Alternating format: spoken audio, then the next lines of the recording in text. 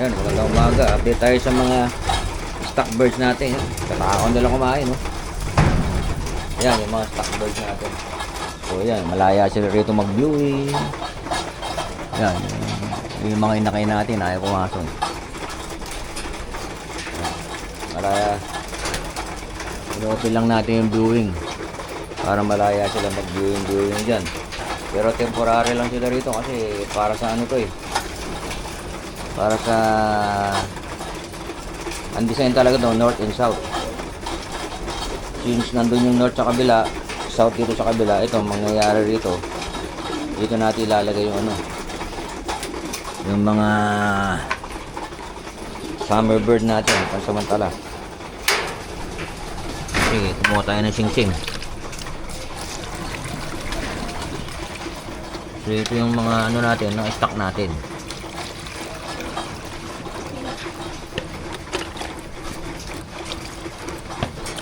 Stock natin.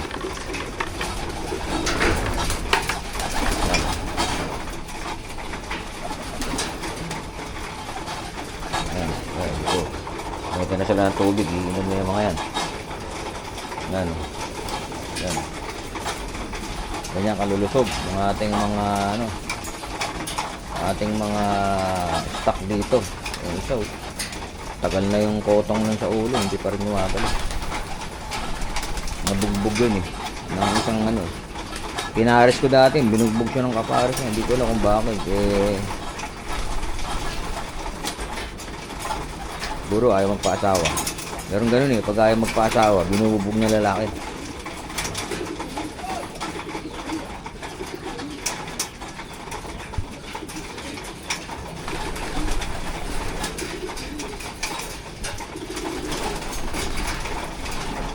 Ayan, nakakatuwa siya pagmasdan eh, nakakatuwa. So yun, nung ilang ano, pangpawala ng stress ko rito pagka nandito ako sa Kalapate. Basta nakikita ko silang malakas tumuka, natutuwa na tayo. So wala tayong nakikita dyan ng mga lungkutin.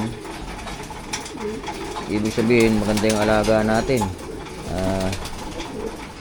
maganda yung alaga natin sa kanila. Tama yung sistemang ginagawa natin sa kanila. Ayan, ito naman eh. Meron akong kinuha rito ng dalawa eh.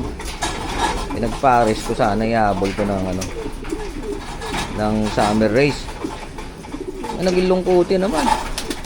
Hindi ko lang kung ano naman depresya. Pero ngayon nare-recover, 3 araw na kung silang hiniwalay. Medyo maganda na yung kondisyon nila. Pure gold lang ang ginamot ko.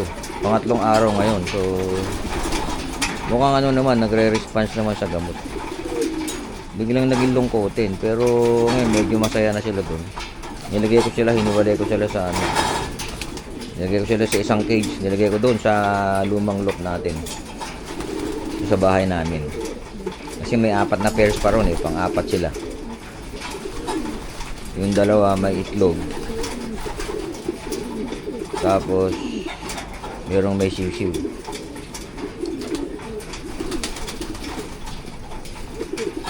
May sisiw dun 3, pero mukhang mahina yung isa. Hindi ko alam kung bakit. Baka yan yung labas ang pusod. Siningsingan ko rin. Kasi meron labas ang pusod.